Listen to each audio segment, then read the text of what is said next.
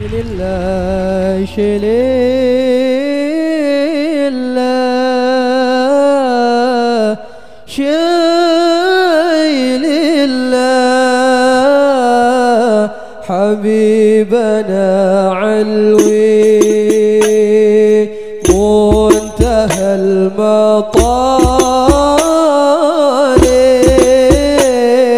سيدنا غوث المحوب سيدنا الفقيه للمقدم الولي الأعظم شيل الله شيل الله شيل الله حبيبنا علوي. Pegang kunci surga, gak pegang kunci neraka. Maka aneh kalau kamu masuk neraka itu aneh. Coba kita pegang kunci surga apa kunci neraka? Tapi kadang teman saya suka neraka ora ono kunci ini. Karena tidak ada pintunya. Terus saya bilang, kamu kok tahu? Memangnya mau ke sana kata saya. Saya tidak punya rencana tahu neraka.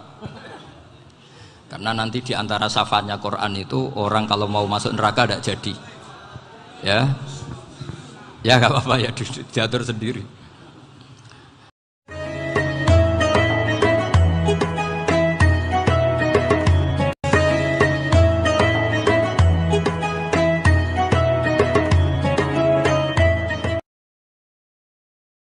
Jadi di antara syafaatnya Quran itu orang nggak jadi masuk neraka. Jadi syafaat itu ada dua, dari neraka diangkat ke surga, dan itu bisa lama itu.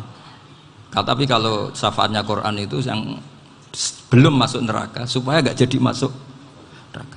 Karena neraka juga punya aturan, dia juga kena aturan fikih. Jadi, betul ini, saya ada guyon. Jadi kena konstitusi apa? Fikih. Sama tak ceritani syafaatnya Quran itu, ada orang itu beling itu fasik. Itu dihafal surat Tabarok, hafal betul. Tabarakalladzi biyadihil mulku wa huwa ala kulli syai'in qadir alladzi khalaqal mauta wal hayata. Pertanyaannya gini, boleh enggak orang menginjek surat Baqarah? Boleh enggak? Enggak. Padahal orang hafal Quran itu artinya ayat itu ada di hatinya. Fa inna wa ta'ala la yu'adzibu qalban wa al-Qur'ana. Allah tidak akan menyiksa hati yang menyimpan Quran, yang jadi flash disknya Quran, yang jadi rekaman Quran. Singkat cerita orang ini hafal. Pas ketemu Mungkar Nakir prosedur kan, ini orang fasik mau diantemin sama Mungkar Nakir. Prosedur ya, dia kan prosedur standar. Si surat Tabarok akhirnya menjelma jadi seseorang yang gagah berani. Kamu nggak boleh nyiksa orang ini. Saya ini kalamuwah. Kalau kamu nyiksa dia berarti nyiksa saya. Kamu berani sama kalamuwah. Wah ya tidak berani jadi Mungkar Nakir. Tapi orang itu nakal, harus saya gebukin. Tapi kata Quran tadi, tapi saya di situ pasti kena saya. Oh debat, nggak ada lajnahnya, ini nggak ikut. Kalau Gus Wirjon ikut jadi lajnah. Kalau jadi lajnah pasti kroninan, kalau santrinya dimenangkan nanti. Akhirnya debat. Ya sudah kita ketemu Allah. Akhirnya Mungkar Nakir sama Quran tadi surat Tabarok datang, sowan sama Allah. Terus kata Allah, memangnya kenapa Mungkar Nakir? Saya harus nyiksa dia karena dia fasik ya Allah. Memangnya kenapa surat Tabarok? Saya ada di situ. Menurut aturan orang tuh nggak boleh injak-injak Quran. Kalau dia nutuk saya, nutuk Quran, itu harus dikasih tahu fikihnya Mungkar Nakir. Akhirnya Allah ngendikan gini ke surat Tabarok, ya sudah terserah kamu. Kalau terserah kula Gusti, Mungkar Nakir nggak boleh nyentuh orang ini. Ya sudah selamat. Sehingga terus itu sama baca di termasuk mukjizatnya surat Tabarok di tafsir Ibnu Katsir banyak. Karena tadi logikanya malaikat itu juga kena aturan fikih. Sehingga banyak ulama termasuk Said Muhammad ngendikan pertanyaan Mungkar Nakir itu tidak semua orang kena. Kalau semua orang kena nanti kalau tanya Nabi Muhammad, waman nabiyuka? Kacau kan jamnya. Nabi kamu siapa? Lu saya ini nabi. Iya kan? Lah nanti kalau pas ketemu Nabi Ibrahim, waman abuka? Jadi repot kan? Makanya ada kiai yang guyon kalau ditanya buka, saya ini guru tauhid sembrono. Saya ini ngajar Ummul Barohin, kamu tanya buka. Masyhur itu keramatnya Imam Malik itu. Ada Ashabu Malik, rajulun min ashabi Malik. Beliau ditanya Munkar Nakir buka manabiuka. Imam Malik datang, ini seumur-umurnya itu ngajar tauhid. Kok kamu bedai enggak sopan kamu. Nah, kita berharap barokah sampean ngaji nanti itu. Yes. Malaikat itu anak sungkane itu. Jadi itu ada. Dan saya meskipun guyon itu serius. Bedanya orang alim sama ndak itu di situ. Kalau orang alim itu guyon itu masih bener, masih serius. Coba saya bacakan ayatnya. Ala inna auliya Allahi la khaufun alaihim wa lahum yahzanun. Terus lahumul busyra fil hayatid dunya fil akhirah. Artinya kalau Munkar Nakir dengan penampilan garang gitu, berarti ada ketakutan apa enggak? Ada, padahal ciri utama walinya Allah tidak ada ketakutan. Makanya itu termasuk dalilnya Sayyid Muhammad, tidak semua orang alami seperti itu, karena wali-wali itu la khaufun alaihim wa lahum yahzanun. Wah anak kiai temu karena kerja tidur wedek.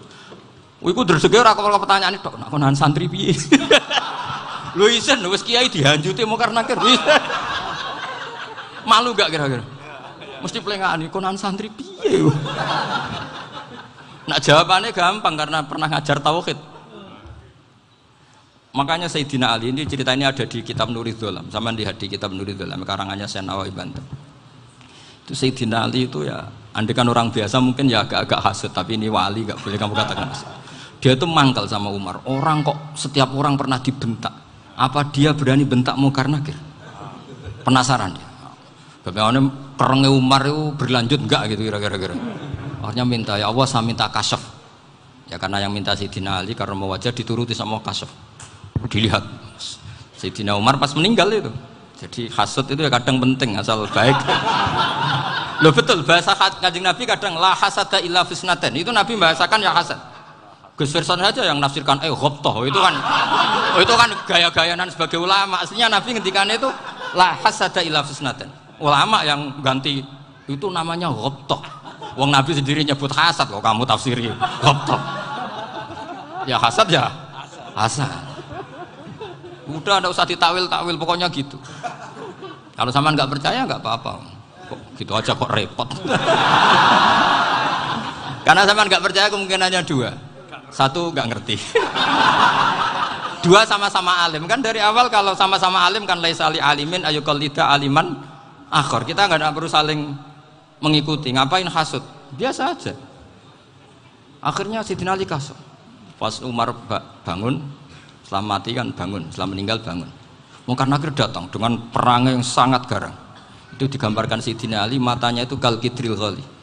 Kayak apa? Kendil yang apa? Menganga. Wah seru. Sayyidina Ali senang, paling takut ini Umar. Senangnya bukan main, wah ini mesti takut Umar. Biasa. Ternyata enggak, Umar malah bangkit. Woi Munkar Nakir, kamu tahu menghadapi siapa? Itu betul ya? Kamu itu menghadapi temannya ahabbal khalqi ilallah. Yang diandalkan temannya bukan dia. Kamu tahu yang kamu hadapi, saya ini teman kekasihnya Allah. Jadi boleh kamu mengandalkan Mbak Firjon. Tapi nanti resikonya Munkar Nakir tanya, itu Firjon siapa? Wah itu masalah kan. Makanya syaratnya wali itu harus ma'rufun fis sama. Di langit sudah populer. Makanya dulu ada orang yang saking seninya Abdul Qadir ditanya apa saja jamnya Abdul Qadir Al-Jilani itu aman karena beliau populer. Makanya program kita harus populer dulu di langit. Nah, itu nanti kalau dicatut oleh santri-santri nggak apa-apa. Kalau nggak populer nanti dicatat, itu siapa? Masalah ini. Umar itu yang dibanggakan itu, kamu tahu saya siapa? Ya enggak tahu. Saya ini temannya kekasihnya Allah. Temannya Muhammad. Iya Muhammad Rasulullah. Wah mikir, waduh. Repot. Loh di dunia aja gitu kan temannya presiden, temannya panglima, apalagi ini temannya Sayyidul Awalin wal Akhirin. Di dunia aja bilang temannya presiden, menteri orang sudah takut, apalagi ini temannya Sayyidul Awalin. Hanya Munkar Nakir terus konfirmasi sama Allah, gimana ya Allah ini ngadepi. Sebetulnya yang diandalkan itu temannya, bukan dia. Wah, akhirnya sama Allah dibilang, ya bu, ya sama seorang seperti itu bu yang sopan. Terus semenjak itu Mungkar Nakir itu nggak selalu berpenampilan seperti itu, sangat. Jadi semoga itu konsisten sampai nanti. Jadi kamu kalau ingin nggak takut Mungkar Nakir, jadi wali dulu. Karena syaratnya tadi hanya wali sing la khaufun alaihim wa lahum yahzanun lahumul busyra fil hayatid dunya fil akhirah. Jadi orang itu kalau ngaji itu harus khatam.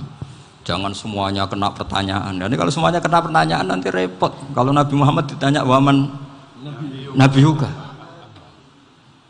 Nabimu siapa? Lu kan terus jadi aneh. Jadi makanya ngendikane Sayyid Muhammad semua ulama lah, nggak ada am kecuali ditaksis. Kecuali sifatnya Allah. Misalnya bikulli syai'in alim ya benar-benar bikulli syai'in. Tapi kalau am semuanya pasti ada taksis meskipun dalam muhawarah muhadasah biasa. Misalnya contoh gampang, istri kamu baru seneng kamu, mas nak pengen apa-apa itu lapor aku, gak apa-apa mas, mesti aku seneng sama lapor. Iku dia aku pengen wayo. Wah langsung jadi apa wae. Mesti apa wae maksudnya kecuali itu gitu. Padahal kalau ngomong mas sampean ingin apa saja tak dukung. Sampean bilang pengen iku wayo. Kira-kira disetujui apa enggak? Sama seperti kita kalau punya teman akrab, wes nang omahku gak apa-apa, anggap ya omahmu dewe. Terus mlebu-mlebu kamar. Jadi tidak ada am kecuali ditaksis. Artinya kalau ada cerita bahwa orang mati pasti ngalami ditanya Mungkar Nakir, itu pasti ada am yang ditaksis. Itu pasti gak dialami para anbiya, para auliya. Karena ciri utama wali itu la khaufun alaihim walahum yahzanun. Kemudian saya yang mau cerita ya supaya sampean bisa menghadapi dunia global ini, tak bawa tafsir Munir termasuk tadi. Kenapa orang Islam Rasulullah SAW itu lebih senang kalau yang menang itu orang Nasrani Romawi ketimbang yang menang itu orang Faris, dalam hal ini ateis. Karena orang ateis itu lebih ngeri. Sebetulnya beberapa penemuan sains terutama di ilmu medis itu orang Amerika, kayak cloning. Tapi orang Amerika itu masih dilarang oleh gereja untuk mengaplikasi, karena nanti bayi cloning itu dipakai suku cadang. Di Amerika masih ditentang oleh fatwa-fatwa agama baik Islam maupun Kristen. Tapi di Cina itu dipraktekkan karena nggak ada halangan agama. Di Cina itu biasa ada kondom diolah lagi jadi alat-alat aksesoris. Di Amerika tidak ada karena masih ada agama, masih ada larangan. Sehingga orang Islam itu lebih takut kalau yang menang itu Persia, karena terus cara berpikir ternyata Tuhan itu tidak ada, langit nggak ada perannya. Jadi ketika yang menang Nasrani masih berpikir itu pertolongan Tuhan, meskipun mungkin cara mengatakan Tuhan beda dengan kita. Tapi ada satu kesamaan bahwa kekuatan samawi itu ada. Jadi disebut ghulibatir rum fi adnal ardi wa hum min ba'di ghalabihim sahlibun. Di sini diterangkan oleh Syekh Nawawi supaya kamu tidak salah paham. Sebetulnya kamu katakan misalnya wah itu paham liberal, sebenarnya saya tidak tersiksa. Cuma takut yang mengatakan seperti itu cek goblokir atau ngaji gitu. Itu aja masalah saya. Ini saya baca ini karangannya Syekh Nawawi karena tadi kata Mbah Firjon ngaji itu harus sama orang bersanad. Saya ini kalah sama beliau itu berkali-kali. Secara nasab saya harus manggil Mbah. Secara silsilah ilmu saya juga kalah lagi. Saya sering disewani sama cucu-cucu Syekhona Khalil. Kiai Siddiq itu termasuk murid dekat beliau Syekhona Khalil. Kalau itu berarti kan Gus Firjon, Ahmad, terus Mbah Siddiq. Mbah Siddiq ngaji Syekhona Khalil. Syekhona Khalil itu pernah ngaji langsung sama Sayyid Zaini Tahlan. Berarti beliau dari Sayyid Zaini Tahlan itu baru generasi kelima. Sementara saya itu sudah ke-7 atau ke-6. Saya, Mbah Mun, Mbah Karim misalnya, Mbah Hashim, Mbah Mahfud Termas, Sayyid Abi Bakar Sato yang ngarangnya Anatul Thalibin, baru Sayyid Zaini Tahlan. Berarti saya ke-7, kalah lagi. Tapi untuk jadi wali biasanya cepat saya. Karena syaratnya jadi mbah itu ngalah demi putu. Jadi kalau beliau ngotot, saya dulu Gusti, saya mbahnya. Wah itu mbah yang nggak baik. Pasti jatahnya dikasihkan apa?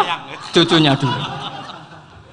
Makanya Abdul Muthalib itu orang yang dapat wangsit, tapi yang jadi nabi itu cucunya. Jadi dalil saya banyak. Sebenarnya Abdul Muthalib itu sudah sering dapat wangsit. Karena saya bahasakan wahyu, Nabi yang protes, enggak nabi kok dapat wahyu. Tapi sebetulnya Abdul Muthalib itu masyhur. Kalimat-kalimatnya menunjukkan bahwa beliau itu sudah dapat wahyu kalau nanti cucunya itu jadi apa? Nabi. Makanya senangnya bukan main Abdul Muthalib sama Rasulullah. Putu seneng, mbah seneng putu. Jadi mungkin, jadi sampean enggak usah protes loh. Yang jadi wali kok cucunya. Dulu betul. Dulu Mbah Hamid Pasuruan itu kalau Mbah Ahmad Siddiq ke sana, Mbah Hamid Pasuruan kalau manggil Mbah Ahmad Siddiq itu paman. Tapi pamannya minta ijazah ke ponakan. Apa ya gara-gara itu memang. Kalau itu masih berlaku, apa? Ngalah tadi. Kayaknya masih apa? Hawane masih. Hawane masih. Karena melihat tren-tren langit masih gitu kayaknya masih. Masih itu. Ya, tapi mbahnya tetap dapat jatah, tenang saja nanti. Tapi memang sebaiknya mbah itu legowo. Rasulullah Muhammad SAW itu terkenal min dzurriyyati Ibrahim. Tapi kata Rasulullah, ana dakwatu Ibrahim wa bisyaratu Isa. Aku nganti ngene iki barokah dongane Nabi siapa? Ibrahim. Jadi dongane Nabi Ibrahim nggih tiba teng putu. Jadi banyak bukti bahwa jatuhnya ke putu gitu. Tadi saya di kamar sama beliau berduaan. Nih Mbah sing dadi wali dhisik ndi? Aku webah. Cocokan tadi. Nah, kenapa saya akhir-akhir ini gulirkan daftar wali? Kenapa? Saya ini resah ya, orang sudah ingin dicintai pejabat, dicintai tetangga, dicintai teman. Tapi kadang-kadang orang lupa lagi dicintai Allah. Makanya saya meskipun guyon, tapi ini amdan, bukan sahwan. Supaya orang punya cita-cita lagi jadi wali, ingin dicintai Allah. Kita ini terlalu lama ingin dicintai makhluk. Mbok ya naik kelas sedikit lah. Ingin dicintai Allah Subhanahu wa Ta'ala. Meskipun saya guyon, tapi tadi guyon saya tuh lebih serius ketimbang serius Anda. Karena tak pikir. Saya tuh kalau pergi itu seneng ngebis, bukan karena saya tidak punya mobil, tapi saya sering mau butuh itu supaya nggak diganggu. Karena saya tuh harus punya waktu sendiri. Kalau ngebis kan ketemu orang nggak kenal, tapi sekarang ya agak susah, banyak yang kenal. Dan susahnya lagi nggak minta ijazah, minta foto. Aduh, repot tuh. Mau dibenci itu umatnya Rasulullah SAW. Mau disetujui itu sanatnya mana? Kalau ketemu orang alim minta apa? Foto. Itu nggak ada sanatnya. Nggak tahu saya itu mazhab dari mana itu. Ya mazhab milenial yang jelas itu kan. Ini tak baca ya biar dapat. Karena ini kenangan saya sama Mbak Ahmad Siddiq. Saya masih ingat betul beliau ngisi hallnya Mbak Abdullah bin Umar, berarti abahnya Mbak Hamid. Karena mbah saya itu Fatimah binti Khalid bin Umar. Kalau Mbak Hamid itu Hamid bin Abdullah bin Umar. Itu saya masih ingat betul zaman itu Mbah Hamid tiap hall di Lasem itu rawuh dan saya derek mbah saya karena masih misanan datang ke Lasem. Itu beliau pas itu ngisi sama Mbah Mun. Mbah Mun masih muda, Ki Ahmad Siddiq sepuh senior. Itu beliau cerita bahwa dulu ketika Indonesia dijajah Jepang itu para kiai mimpi dibacakan ayat ghulibatir rum fi adnal ardi wa hum min ba'di ghalabihim. Terus ada kiai yang tanya, takwilannya gimana? Ya nanti Jepang pulang, bukan karena kita yang mengalahkan, tapi Jepang ada yang mengalahkan sendiri, meskipun tidak kita. Kayak dulu Faris tidak dikalahkan Islam, tapi dikalahkan Romawi, tapi yang senang umat Islam. Wa yauma idzi yafrahul mu'min. Itu luar biasa ulama-ulama kita. Delalah kejadiannya Indonesia seperti itu. Yaitu kita tidak mengalahkan Jepang, tapi Jepang pulang sendiri karena dikalahkan apa? Sekutu. Ya ini saya baca. Ini tidak usah dicek bacanya benar apa enggak, sudah aman apa? Aman. Karena kalau saya salah itu ya sengaja. Artinya ya sengaja saja. Ya biasa maksudnya. Saya kemarin ngisi di Pondok Peloso, di Pondok Al Munawir Jogja. Salah itu ada dua. Ada salah memang benar-benar salah. Itu enggak apa-apa, bisa dimakfu. Karena mesti sangke wong goblok salah yang terus itu. Ada salah bawaan ilmu, itu repot tuh dadan ini. Karena misalnya kita yang biasa belajar qiraah safah wayah sibuhu, mesti diulang lagi wayah sabuhu. Karena qiraahnya Imam Asim itu hasibah yah sabu bi fathis sin. Sementara kita kalau ngaji kitab kulino yahsibu. Sehingga kita yang biasa belajar safah itu kalau baca kitab itu kayak orang bingung. Kadang-kadang yang ngaji juga bingung. Gus Pak mau bulan pilih. Ya tepat-tepatan. Ada yang mengatakan Gus Pak bingung. Ada yang mengatakan Gus Ba alim alamah, ya tepat-tepat nasib tadi. Karena memang ya sab'ah memang seperti itu. Misalnya kufuan itu Imam Asim baca kufuan. Tapi beliau punya murid namanya Syu'bah. Itu kalau baca kuf'an. Makanya kita itu, ini kan khataman Quran ya. Jadi saya menyinggung sedikit tentang qiraah sab'ah. Tadi beliau juga sudah tak kasih kitab saya Hifdzuna Liyadal Mushaf. Sama tak ajari latihan sab'ah. Memang angel ya. Makanya yang nggak bisa itu wong pinter. Sudah tahu angel ya nggak usah diteruskan kan. Orang menghindari barang angel itu pinter apa goblok? Pinter. Berarti wong goblok pinter. Saya tuh makanya sama orang goblok tuh respect. Jadi orang alim tuh angel apa gampang? Angel. Menghindari barang angel pinter apa goblok? Loh, orang menghindari barang angel pinter apa goblok? Pinter. Berarti wong goblok pinter. Jadi saya sama orang-orang goblok itu respect. Sudah tahu jadi orang alim angel ya barang angel ya harus dihindari. Makanya saya ini insya Allah umatnya Nabi yang termasuk yang terbaik. Amin. Karena mencintai umatnya Nabi termasuk yang goblok. Waduh, itu tidak gampang itu. Karena tadi sudah tahu ya. Seperti itu loh orang naik panjat pinang itu yang naik karena ingin hadiah. Yang nonton sudah tahu wah licin kok dinaikin mau keplodok ya. Tapi orang sepakat yang nonton juga pinter karena sudah tahu ribet kok. Tukun yang pasar kena lah apa mainnya.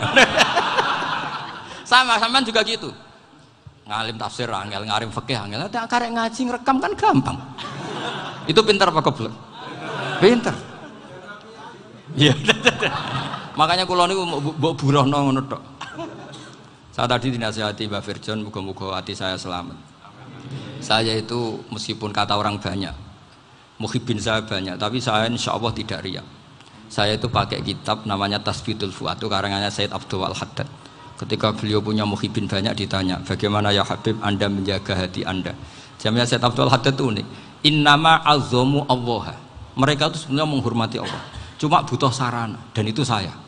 Jadi saya tahu sampean semua itu mencintai Quran, mencintai sunnah Rasul, mencintai hadis-hadis Rasul. Cuma sampean kan karena nggak paham. Terus manfaatkan saya. Jadi sebenarnya saya ini korban. Korban. Jadi saya mau riak gimana, korban kok mau bangganya di mana tuh? Coba sampean misalnya ngaji tafsir, belajar sendiri kan susah, terkibnya susah, maknanya susah, bahkan beli kitabnya kadang tidak kuat. Loh, untuk jadi alim tafsir itu kan harus beli kitab. Loh, saya sering belajar kitab itu jutaan. Tafsir Tobari, saya pernah beli kitab Fakhrur Razi itu berapa coba? 27 jilid. Karangannya Fakhrur, belum karangannya ulama modern, Imam Sya'rawi. Itu berapa jilid? Itu jutaan. Saya kemarin juga dihadiahi kitab Pak Quraish Shihab namanya Faidul Bari fi Syarhil Bukhari. Pak Quraish Shihab yang terkenal. Dia sering diskusi sama saya. Saya ngasih hadiah beliau ngasih hadiah saya. Oh itu harganya nggak kuat. Tidak kuat kadang di Indonesia nggak ada coba. Dan sama orang hebat menghindari kesulitan itu. Nah, kesulitan itu, Gus Bak ngaji ikut, kalau nggak paham dirukok rekamannya sudah gitu. Pinter mana sampean sama saya? Pinter sampean kan? Bikin sosis susah, beli aja kok repot kan. Nah, makanya nggak boleh orang bilang, wah aku goblok reso tafsir, aku wong pinter. Makanya nanti kalau saya ketemu Nabi tidak termasuk orang yang mentahkir orang Islam. Kafabil mari isman ayah kira akhahul muslim. Jadi cukup orang itu dosa kalau menyepelekan orang Islam, termasuk darani sampean goblok itu dosa. Caranya enggak darani goblok ya tadi di logika tadi. Alim itu angel. Ngendari angel itu pinter. Berarti wong bodoh. Pinter ya sudah gitu. Tapi tetap bodoh. Tapi ini satu cara untuk saya respect gitu. Coba orang yang ngaji tafsir saya banyak, mungkin ribuan. Itu sebetulnya mencintai Quran. Karena Quran adalah kitab suci yang panduannya umat Islam. Sangat mencintai Quran. Terus kemudian mereka nggak paham. Terus mencari orang yang memahamkan. Burohno lah cara Jawa ini. Terus keren saya itu di mana coba? Lah terus mereka kurang ajarnya gini, kalau paham itu ya alhamdulillah paham. Kowe nak ngaji Gus Bae ngono tok.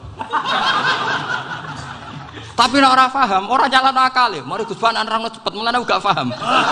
Ora kok nyalano teke sing lelet tuh. Oh kan Masya Allah, naudzubillah tenan. Sebetulnya tingkat kurang ajarnya tinggi Gus sebenarnya. Jadi kalau nggak paham itu kadang nggak nyalahno uteke. Kayak mau misalnya, mau mari mikir aja jelas. Padahal misalnya jelas orang mesti paham bodoh. Paham? Jadi kata Sayyid Abdul Haddad, innama azzamu Allah. Sebenarnya mereka itu sangat menghormati Allah. Makanya kita nggak perlu mengatakan wasilah itu kafir, nggak akan. Karena orang tawasul sama Rasulullah itu ingin dapat ridhonya Allah lewat orang yang dicintai Allah. Kita mencintai wali sebenarnya, wah itu kekasih Allah. Kita mencintai itu karena mencintai Allah. Sama seperti gini, kamu mencintai kangkung apa enggak? Sebenarnya sama sekali enggak. Tapi kamu ingin sehat, ada asupan gizi. Kamu ingin tubuh kamu sehat, butuh asupan gizi. Kemudian kamu makan kangkung. Apa terus kamu cinta kangkung? Kan enggak. Cinta kesehatan kamu sama. Orang yang mencintai saya sebenarnya ingin kepuasan rohani. Saya kan termasuk kiai yang torekonya gampang. Ini swarga, kan akhirnya penggemarnya banyak. Coba kalau kamu ini neraka. Jadi sebetulnya Anda mencintai kepuasan Anda sendiri. Nah, saya ini korban. Makanya untuk masuk surga cepat saya, korban itu cepat. Da'watul mazlum la turaddu kan gitu. Laisa bainahu wa bainallah hijab. Jadi saya kalau donga langsung seret langit. Karena mazlum. Saya sinau tafsir itu Pak, sampean bayangkan ada tafsir itu sudah 27 jilid. Sing ngarang Fakhrul Razi itu bulatnya bukan main. Karena dia ahli filsafat. Bulatnya Masya Allah.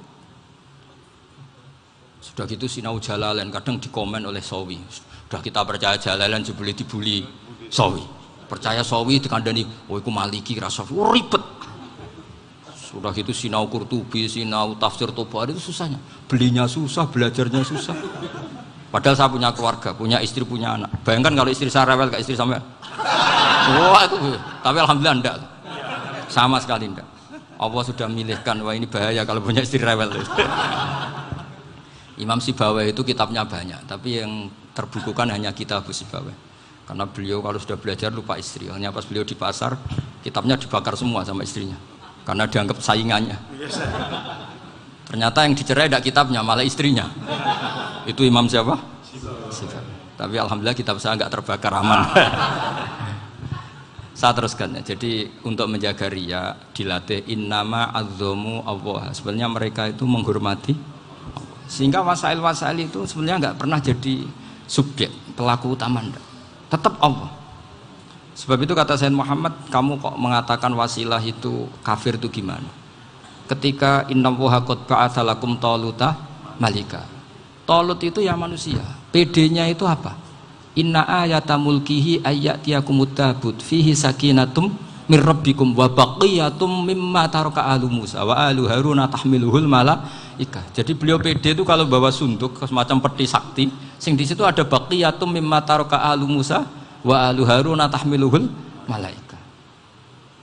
Ya kayak semacam jimat. Tapi saya bukan mensyariatkan jimat enggak, karena nanti banyak penjual yang pembohong juga gitu loh. Cuma cerita, kamu tidak usah mengatakan kafir. Dulu Talut PD-nya kalau bawa sunduk semacam peti kesaktian yang di situ ada baqiyatum mimma taraka alu Musa wa alu Haruna tahmiluhul malaika. Sehingga Khalid bin Walid meskipun beliau sahabat dan menyaksikan wajah Rasulullah SAW, itu bawa sya'aratun min sya'aratihi Rasulullah SAW, bawa rambutnya Nabi. Perang kemana-mana itu diletakkan di pecinya. Nanti sama tanya lagi, masa pakai peci Khalid bin Walid ini? Wah panjang, sampai itu repot. Sampai tak warai ngaji usul fikih. Usul fikih itu kalau ngaji itu ada istilah tangkihul manat. Ini mesti ini wilayah yang kita bisa berdebat sama Mbah Firjon. Dulu itu musuh saya karena saya makili Anwar, beliau makili Peloso. Tapi tahu-tahu kalah tua terus saya mengundurkan diri. Di fikih itu ada istilah, ada tangkihul manat, ada tahqiqul manat, ada tangkihul manat. Tangkih itu kira-kira gini, lafadz hadis itu dibuang sekian untuk tahu bahwa itu madarul hukmi. Misalnya gini, tak beri contoh paling gampang. Sama harus paham, kalau nggak paham nggak pinter-pinter. Ja'a a'rabiyun ila Rasulillah sallallahu alaihi wasallam. Ya karena ini menghormati Mbah Ahmad Siddiq, saya orang alim, jadi ngaji ini tetap ada suasana alim. Ya harus ada suasana alim. Nggak perlu jadi orang alim tadi, susah. Sudah ngedari susah itu pintar. Sudah itu aja. Jadi orang alim susah, ngedari barang susah pintar. Berarti orang tidak alim pintar. Nah, meskipun tetap sudah kita itu pegangi sampai mati nanti. Loh, jadi orang alim tuh repot. Itu kata Imam Ghazali, kalau orang alim kalau mau masuk surga itu sama Allah nggak boleh. Kif, kamu nggak boleh langsung masuk surga. Coba cari umat kamu, syafaati dulu. Nah, saya takut nyari sampean nggak bisa kembali. Saya tidak punya rencana itu. Pokoknya masuk. Golek sampean kuaduan balik raroh dewe, wah repot nanti saya. Berat jadi orang alim itu berat. Ya saya teruskan ya. Ada tangkihul manat. Ja'a A'rabiyun ila Rasulillah sallallahu alaihi wasallam. Faqala ahlaktu wa ma ahlakaka qal waqa'tu imraati fi nahari Ramadan. Ya dan kita saya ini rusak ya Rasulullah. Kenapa? Karena saya menjima istri saya fi nahari Ramadan. Terus kata Nabi, kamu harus bayar kafarah. Napa Nabi kafarah? Puasa 2 bulan. Wong baru 1 hari aja terjadi gitu kok disuruh puasa 2 bulan. Ya tidak kuat ya Rasulullah. Baru berapa hari saya puasa aja kecelakaan seperti itu. Apalagi kalau sampai 2 bulan. Tidak ya Rasulullah. Ya sudah kalau gitu kamu pertama ngasih makan apa? Itqu raqabah kan pertama merdekakan budak.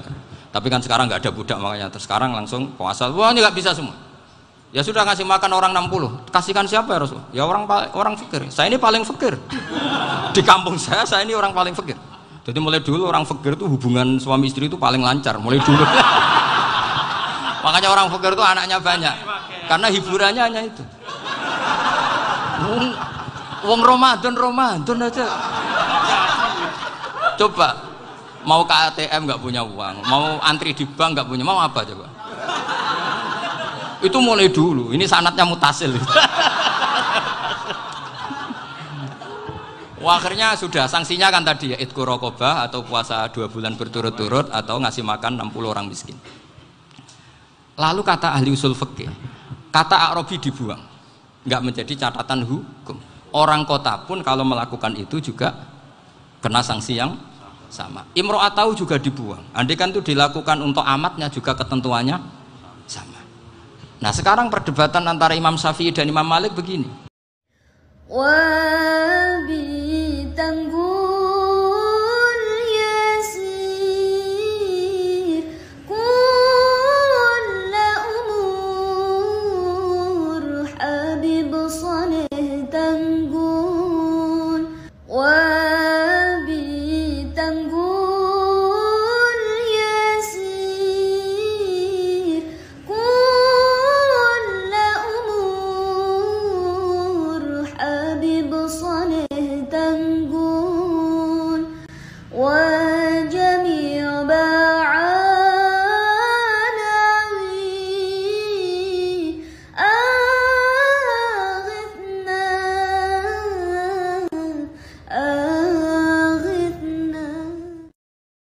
Sekarang pertanyaan gini, jima istri itu hukumnya boleh apa haram?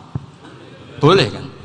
Lalu kalau ada orang tanpa udzur kemudian makan siang-siang, cara Imam Malik hukumnya sama, harus kena sanksi yang sama. Karena sama-sama hadku hurmati Ramadan bi ghairi udzrin syar'iyyin. Sama-sama merusak hukum Ramadan tanpa udzur syar'i. Lo jima itu tidak zina. Kan hukumnya jaiz. Nah, sekarang makan hukumnya jaiz, harusnya juga kena ketentuan yang sama. Cara pikirannya Imam Malik. Nah, alhamdulillah Imam Syafi'i gak setuju. Wah, cara setuju repot. Bahkan orang-orang Syafi'i sudah punya khilaf, kalau gitu minum dulu. Iya, biar gak kena. Iya, biar iftarnya pakai minum. Setelah minum baru jima kan.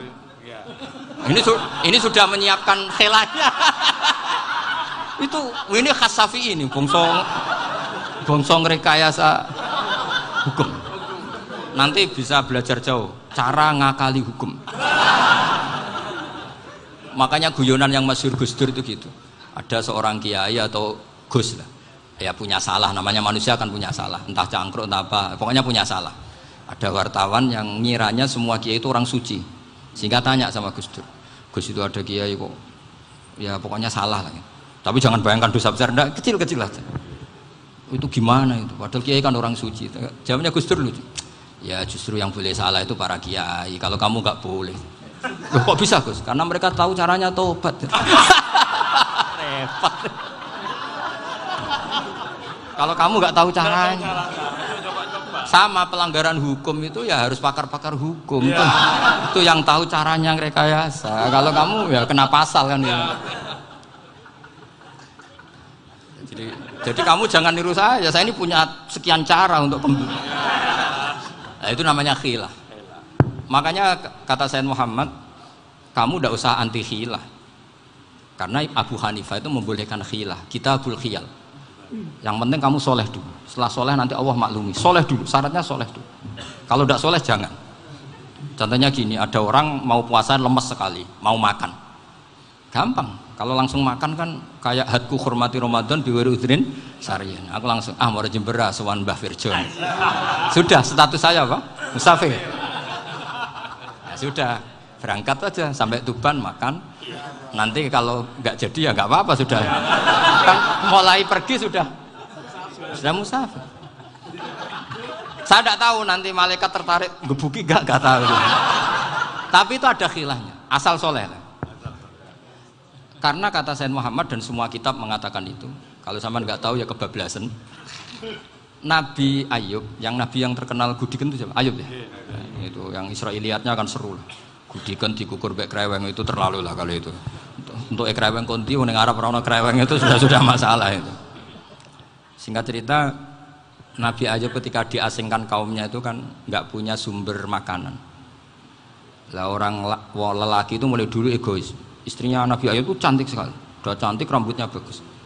Makanya kamu nggak usah tanya kenapa istrinya Kiai banyak yang cantik. Ya, warasatul anbiya, nggak boleh gitu. Kalau nggak cantik ya warasatul anbiya dari segi balak. Istrinya Nabi itu semuanya cantik.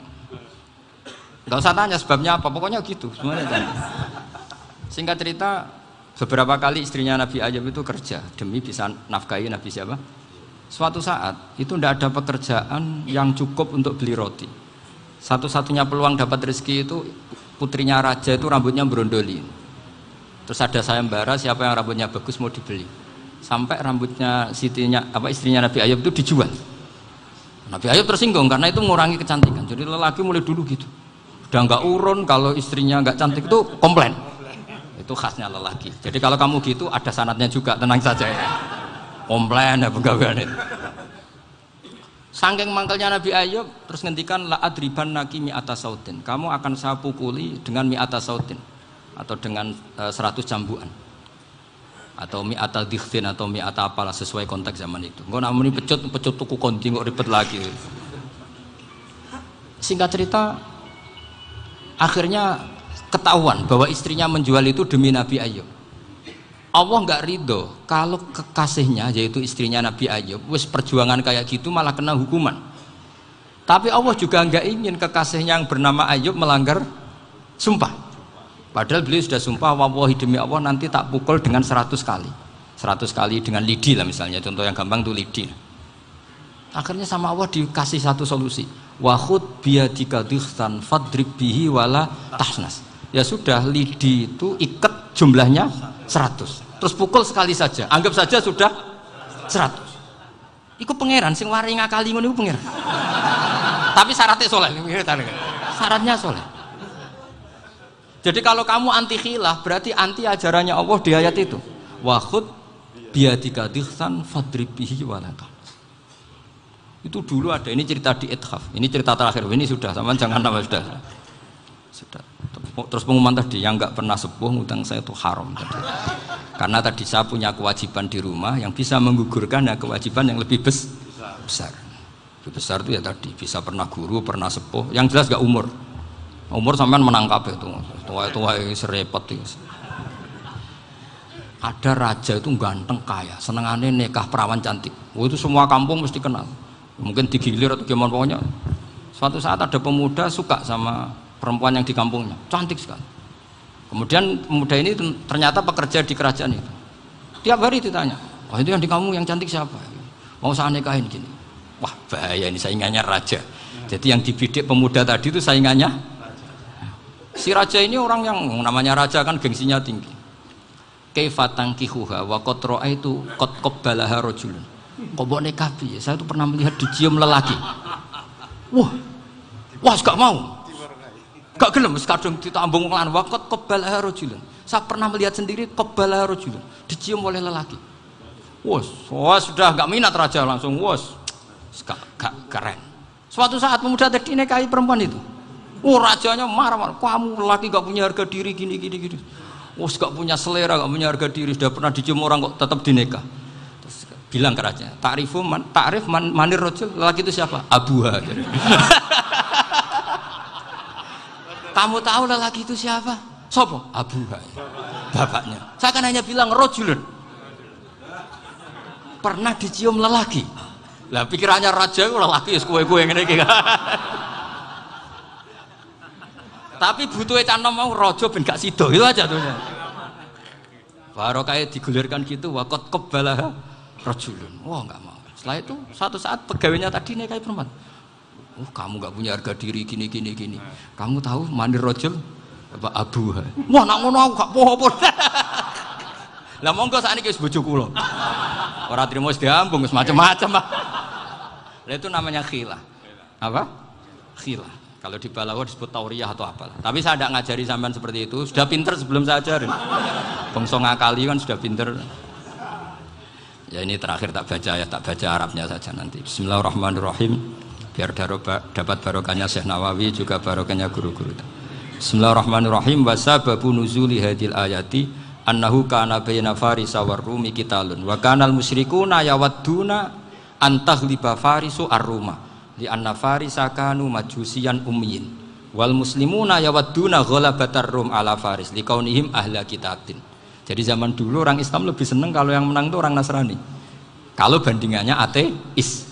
Karena bagaimanapun percaya kekuatan langit. Sementara orang ateis sama sekali tidak percaya kekuatan. Apapun bedanya kita dengan Nasrani itu ada kesamaan, yaitu percaya adanya kekuatan langit. Sehingga ketika orang Romawi kalah itu orang Islam ikut susah. Paham ya? Makanya ini tak baca biar sampean enggak macam-macam pikirannya. Fab'atha Kisra saat terusnya, ya pokoknya seperti itu. Akhirnya Rasulullah SAW berdoa lebih senang yang menang itu Rom karena ahli kitab. Artinya apa? Kemenangan ahli kitab adalah kemenangan makhluk atau hamba Allah yang mentautkan kekuatan kita di bumi dengan kekuatan langit. Makanya saya berharap selain kita ikhtiar medis, kita harus memperbanyak istighfar. Bagaimanapun semua itu dari Allah Subhanahu wa Ta'ala. Kita menghormati negara dengan ikhtiarnya, tapi saya mohon sekali kita juga istighfar, karena semua itu juga ditentukan oleh Allah, oleh langit. Ya, saya kira demikian. Assalamualaikum warahmatullahi wabarakatuh.